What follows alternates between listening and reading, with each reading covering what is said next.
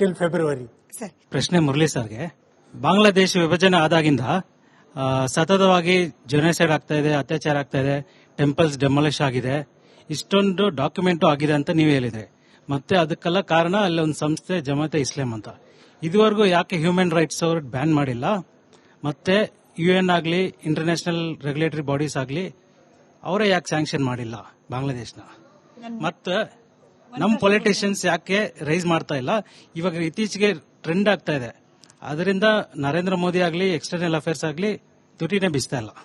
Trend ಅನ್ನೋ ಪದ ಬಳಕೆ ಮಾಡಬಹುದೋ ಗೊತ್ತಿಲ್ಲ ಸರ್. ನಾನು ಅದಕ್ಕೆ ಶುರುವಲ್ಲೇ ಕೇಳಿದೆ, ಪಾಪ್ಕಾರ್ನ್ ತಿನ್ಕೊಂಡು ಪಿಕ್ಚರ್ ನೋಡ್ತಾ ಇದ್ದಾರಾ ಶಾಂತಿ ದೂತರು ಅಂತ ಹೇಳಿ. ಸೇಮ್ ಪ್ರಶ್ನೆ ಸರ್. ಅಲ್ಲ, ಬಹಳ ಒಳ್ಳೆ, ತುಂಬಾ ಸೆನ್ಸಿಬಲ್ ಕ್ವಶನ್ ಹಾಕಿದ್ರಿ ನೀವು.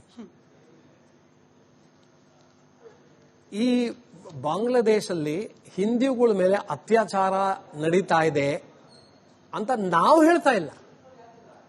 ಯುನೈಟೆಡ್ ನೇಷನ್ಸ್ ಹ್ಯೂಮನ್ ಇದನ್ನ HR ರಿಪೋರ್ಟ್ ಕಳಿಸ್ಯಾರ ನಮ್ಮ ದೇಶಕ್ಕೆ. ನೀವೇ ಗವರ್ಮೆಂಟ್ ಅಲ್ಲಿ ಕೂತಿದ್ದೀರಿ ಅಂತ ಅನ್ಕೊಳ್ಳಿ. ನೀವು ಫಾರ್ ಆರ್ಗ್ಯುಮೆಂಟ್ ಸೇಕ್ ನೀವೇ ಕೂತಿದ್ದೀರಾ ಇದರೊಳಗೆ, ಸೆಂಟ್ರಲ್ ಗವರ್ಮೆಂಟ್ ಅಲ್ಲಿ ಡೆಲ್ಲಿಲಿ ಕೂತಿದ್ದೀರಾ. ನಿಮ್ ಕೈಯಲ್ಲಿ ಒಂದು ರಿಪೋರ್ಟ್ ಬಂತು UNHRC.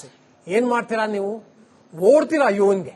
ಓಡ್ಬಿಟ್ಟು ಈ ತರ ರಿಪೋರ್ಟ್ ಬಂದಿದೆ, ನಮ್ಮ ಹಿಂದೂಗಳ ಮೇಲೆ ಇದು ಹ್ಯೂಮನ್ ರೈಟ್ಸ್ ವಯೋಲೇಷನ್ ಆಗ್ತಾ ಇದೆ, ಜನರಲ್ ಅಸೆಂಬ್ಲಿನ ಕರೆದುಬಿಟ್ಟು ಇದನ್ನ ಬಾಂಗ್ಲಾದೇಶ ಮೇಲೆ ಸ್ಯಾಂಕ್ಷನ್ಸ್ ಹಾಕಿ ಅಂತ ನೀವು ಹೇಳ್ತಾ ಇದ್ದೀರಿ. ನಮ್ಮ ರಾಜಕಾರಣಿಗಳು ಹೇಳಿಲ್ಲ.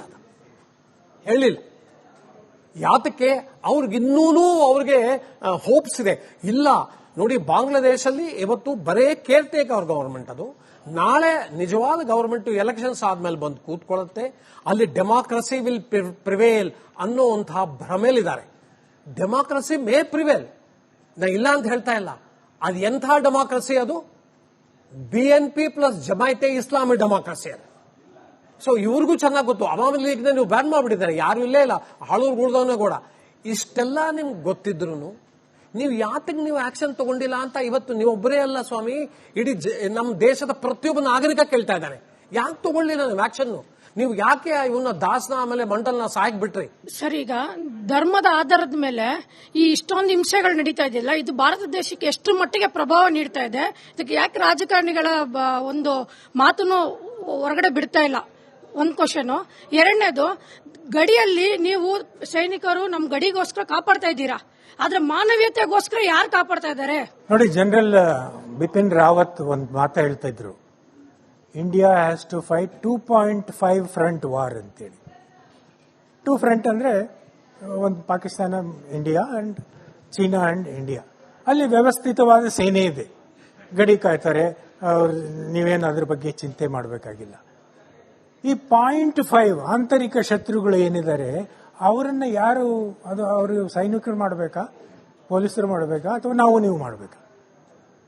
ನಾವು ನೀವು ಮಾಡಬೇಕು. ಯಾಕಂದ್ರೆ ಇವರು ವಿಶ್ವವಿದ್ಯಾಲಯಗಳಲ್ಲಿ ತುಂಬಿಕೊಂಡಿದ್ದಾರೆ, ರಾಜಕೀಯ ಪಕ್ಷಗಳಲ್ಲಿ ತುಂಬಿಕೊಂಡಿದ್ದಾರೆ, ಶಾಲಾ ಕಾಲೇಜುಗಳಲ್ಲಿ ತುಂಬಿಕೊಂಡಿದ್ದಾರೆ. ನಿಮ್ಮ ಮನೆ ಪಕ್ಕದಲ್ಲಿ ಇರ್ತಾರ್ರಿ, ಅವರು ನಾವು ಗುರುತಿಸೋಕ್ಕಾಗಲ್ವಾ? ನಾವು ಗುರುತಿಸಿದ್ರೆ ಓಕೆ ಇವರು ಆಂತರಿಕ ಶತ್ರುಗಳು ಅಂತ ಸುಮ್ಮನೆ ಇರಬೇಕಾ? ನಮ್ಮ ಜವಾಬ್ದಾರಿ ಇಲ್ವಾ? ಸೊ ಅದನ್ನ ಕಾಯರು ಯಾರು ಅಂತ ಯಾರಿಗೂ ಹೊಣೆ ಮಾಡ, ನಮ್ಮನ್ನು ನಾವೇ ಕಾಯ್ಕೋಬೇಕು. It is our country. So ನಾವು ಸಂಘಟಿತವಾಗಿ ಯಾಕಿಲ್ಲ ಅಂತ ನಿಮ್ಮ ಪ್ರಶ್ನೆ. ಆದರೆ ನಾವೊಂದು ಸೆಕ್ಯುಲರ್ ಅಂತ ಹಣೆ ಕಟ್ಕೊಂಡ್ಬಿಟ್ಟಿದ್ದೀವಿ. ಸೊ ನಾವೇನಾದರೂ ಮಾಡಿದರೆ ಕಮ್ಯುನಲ್, ನಮ್ಮ ದೇವಸ್ಥಾನದಲ್ಲಿ ಏನಾದರೂ ಮಾಡಿದರೆ ಕಮ್ಯುನಲ್, ನಮ್ಮ ಧರ್ಮದ ಬಗ್ಗೆ ಹೇಳಿಕೆ ಕೊಟ್ರೆ ನಾವು ಕಮ್ಯುನಲ್. ಬಟ್ ಅವ್ರೇನ್ ಮಾಡಿದ್ರು ಸೆಕ್ಯುಲರ್.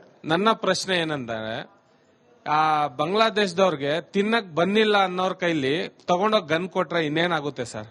ಹಂಗಾಗಿ ಅಂತವ್ರ ಕೈಲಿ ಶಿಕ್ಷಣ ಇಲ್ದಿದ್ದಕ್ಕೆ ಪೆನ್ ಕೊಡ್ತಾ ಇದ್ರೆ ಈ ಶಿಕ್ಷೆ ಅನುಭವಿಸುವಂತ ಪರಿಸ್ಥಿತಿ ನಿರ್ಮಾಣ ಆಗ್ತಾ ಇರ್ಲಿಲ್ಲ. ಇವ್ರದಕ್ಕೆ ಪೂರಕವಾಗಿ ಸರ್, ಇವ್ರು ಹೇಳಿದ್ರಲ್ಲಿ ಅಂದ್ರೆ ಬಂದ್ ತಿನ್ನಕ್ಕೂ ಗತಿ ಇಲ್ದವ್ರ ಕೈಯಲ್ಲಿ ಗನ್ ಅಂತ ಹೇಳಿ ಕೊಡ್ತಿರೋರು ಯಾರು ಅಂತ. ಚೈನಾ, ನಾವು ಸ್ಟ್ರಿಂಗ್ ಆಫ್ ಪರ್ಲ್ಸ್ ಬಗ್ಗೆ ಪದೇ ಮಾತನಾಡ್ತಿದ್ವಿ. ನಾನು ಆಗ್ಲೇ ಕೇಳ್ತಿದ್ದೆ, ಅಮೆರಿಕಾಗೆ ಚೈನಾಗೆ ನಿಜವಾಗ್ಲೂ ಅಲ್ಲೊಂದು ಫ್ರೀ ಅಂಡ್ ಫೇರ್ ಎಲೆಕ್ಷನ್ ಆಗೋದು ಬೇಕಾ ಅಂತ ಹೇಳಿ. ಸೊ ಇದೆಲ್ಲವನ್ನ ಒಳಗೊಂಡಂತೆ ಬಾಂಗ್ಲಾದೇಶದ ಕೈಯಲ್ಲಿ ಗನ್ ಕೊಡ್ತಿರುವವರು ಸ್ಟೂಡೆಂಟ್ಗಳ ತಲೆಯಲ್ಲಿ ಇನ್ನೊಬ್ಬರನ್ನ ಕೊಲ್ಲಬೇಕು ಅನ್ನೋ ಮನಸ್ಥಿತಿಯನ್ನ ತರ್ತಿರೋರು ಯಾರು ಅಂತ. ಅಲ್ಲಿ ತರ್ತಾ ಇರೋರು ಅವ್ರ ಜನನೇ, ಅವ್ರ ಜನನೇ. ನಾವು ಅವ್ರು ಮಾಡೋ ತಪ್ಪು ಅಂತ ಯಾವತ್ತೂ ನಮ್ಗೆ ಹೇಳಕ್ಕಾಗಲ್ಲ. ಆದರೆ ಇವತ್ತು ಎಲ್ಲರೂ ಕೇಳ್ತಾ ಇರೋದು ಯಾತಕ್ಕೆ ಏನು ಆಗ್ತಾ ಇಲ್ಲ, ಯಾತಕ್ಕೆ ನಾವು ಅವ್ರನ್ನ ಬಾಂಗ್ಲಾದೇಶಲ್ಲಿ ಆ ಅಮಾಯಕರನ್ನ ಬಿಟ್ಟು ಬಿಟ್ಟಿದ್ದೀವಿ ಸಾಯಕ್ಕೆ ಅನ್ನುವಂಥ ಪ್ರಶ್ನೆ ಎಲ್ಲರ ತಲ್ಲೂ ಬರ್ತಾ ಇದೆ.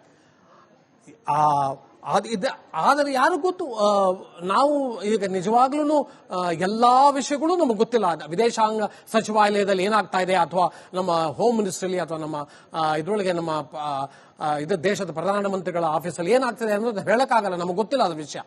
ಆದರೆ ಒಳ್ಳೇದು ಆಗಬಹುದು ಅನ್ನೋ ಒಂದು ಆಸೆನೂ ಇದೆ.